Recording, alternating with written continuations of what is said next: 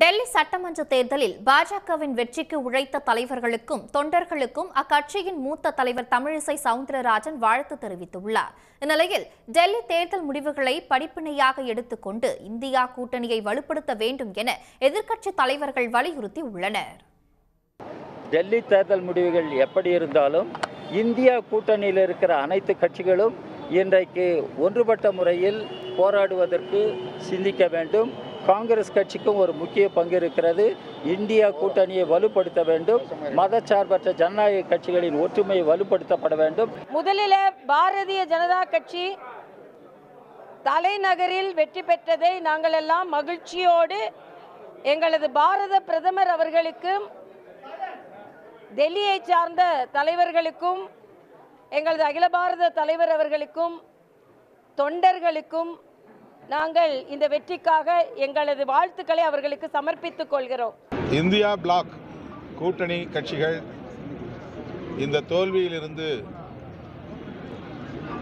படிப்பினை பெற வேண்டும். காங்கிரசும் ஆம் ஆத்மி கட்சியும் உரிய பேச்சுவார்த்தை நடத்தி இந்த தேர்தலை சந்தித்திருக்க வேண்டும். வெறும் ஈகோ பிரச்சனையின் அடிப்படையில் அவர்கள் தனித்து நின்று வாக்குகளை சிதறடித்திருக்கிறார்கள். சட்டப்பேரவை தேர்தல்களாக இருந்தாலும் சரி, நாடாளுமன்ற தேர்தலாக இருந்தாலும் சரி, இந்தியா கூட்டணி கட்சிகள்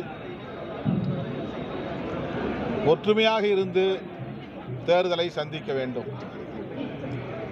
அப்போதுதான் பாஜகவினுடைய தில்லுமுள்ளு அரசியலை முறியடிக்க முடியும். தமிழகத்திலே ஏற்கனவே திராவிட முன்னேற்ற கழகத்தின் தலைமையில் இந்த மதச்சார்பற்ற ஜனநாயக கட்சிகளுடைய அந்த கூட்டணி என்பது வலுவான கூட்டணி என்பது இருக்கிறது. ஆனால் இந்தியாவினுடைய பிற மாநிலங்களில் அத்தகைய நிலைமை இல்லாததை பயன்படுத்தித்தான் பிஜேபி மீண்டும் ஆட்சி அதிகாரத்தை கைப்பற்றி கொண்டிருக்கிறார்கள். இந்த தேர்தல் முடிவுகளிலிருந்து இதர எதிர்க்கட்சி தலைவர்கள் புரிந்து கொள்ள வேண்டிய, உணர்ந்து கொள்ள வேண்டிய முக்கியமான விஷயம் எதிர்க்கட்சிகளுடைய ஒற்றுமை என்பதுதான் பிஜேபியை வீழ்த்தும், தோற்கடிக்கும். அதற்கான முறையில் இந்தியா கூட்டணி வழிபெற வேண்டும். அதற்கான முயற்சிகளை மார்க்சிஸ்ட் கம்யூனிஸ்ட் கட்சி மேற்கொள்ளும். உடனுக்குடன் செய்திகளை தெரிந்து கொள்ள சன் நியூஸ் பெல் ஐகானை கிளிக் பண்ணுங்க.